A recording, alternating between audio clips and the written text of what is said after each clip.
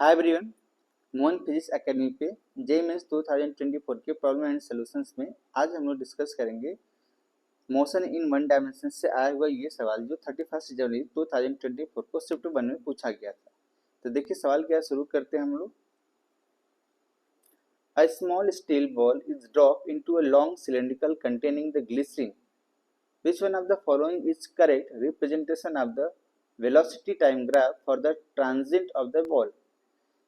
अगर आपको ये सवाल समझ में आ रहा हो तो ये सवाल है फ्लूइड मैकेनिक्स से, जिसकी बात है वो क्या कर रहा है कि एक लॉन्ग सिलेंडर में उस बॉल को ड्रॉप किया जा रहा है और स्फेरिकल बॉल है। तो हम लोगों ने टर्मिनल वेलोसिटीज के बारे में पढ़ा होगा, याद है आपको? क्या होता था कि जैसे किसी भी हम लोग सिलेंडर में बॉल को रिलीज करें या किसी हम लोग मीडियम में बात कर रहे थे तो ऊपर एक अपथ्रस्ट फोर्स लगता था, ऊपर फिर अपना फ्रिक्शनल फोर्स या विस्कस फोर्स लगता था।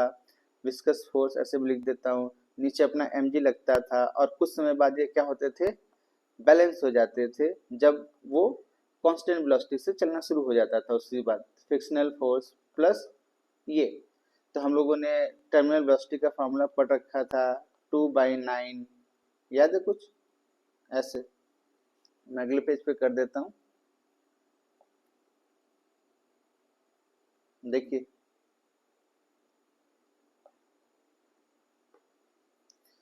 तो mg को हम लोग क्या लिख सकते हैं, rho of the solid v into g, और ये वैंसी फोर्स को हम लोग क्या लिखेंगे, rho of the liquid v into g plus 6 pi eta r v t, याद है? तो फिर हम लोग क्या लिखते थे, रो एस वी, या फिर मैं ऐसे लिख दूं rho minus rho liquid into v into g is equal to 6 pi eta r v t. Clear है बातें? मैं बस डेरिवेशन आपको करा दे रहा हूँ क्योंकि सवाल तो सिंपली हम ऐसे ही कर सकते थे। तो टर्मिनल वेलोसिटी का वैल्यू क्या हुआ करता था, हम लिखेंगे देखिए 4/3 पाई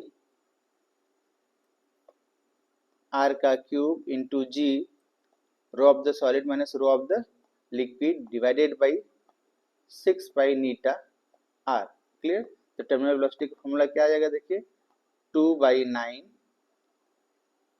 ये यहाँ पे मैं लिख देता हूँ नीटा, ऊपर क्या हो रहा है देखिए अपने पास ये आर स्क्वायर इंटू जी, और ये रो सॉलिड रो लिक्विड। क्लियर है? तो अपने को ये बात समझ में आ रहा था कि रो सॉलिड क्या होगा, कांस्टेंट होगा, लिक्विड भी कांस्टेंट होगा और कुछ समय बाद ये वेलोसिटी कांस्टेंट हो जाएगी। इसका मतलब शुरू में वेलोसिटी बढ़ता है, उसके बाद कांस्टेंट हो जाता है। तो ऐसा देखिए कौन सा ग्राफ है जो वेलोसिटी बढ़ रहा है फिर कांस्टेंट हो जा रहा है। तो अपने को ये सिर्फ किस में दिख रहा है, देखिए सेकंड ऑप्शन में दिख रहा है जहाँ पे वेलोसिटी बढ़ रही है फिर कांस्टेंट है। फर्स्ट में देखेंगे तो वेलोसिटी बढ़ी फिर घटी, ऐसा पॉसिबल नहीं है। थर्ड में देखेंगे तो लगातार बढ़ रही है, और फोर्थ में आप देखोगे तो शुरू से ही कांस्टेंट थी फिर घटना शुरू, ऐसा नहीं होता। ठीक है? तो कौन सा करेक्ट ग्राफ है, सेकंड करेक्ट ग्राफ है। आई होप ये बातें आपको समझ में आई होंगी। Thank you for watching.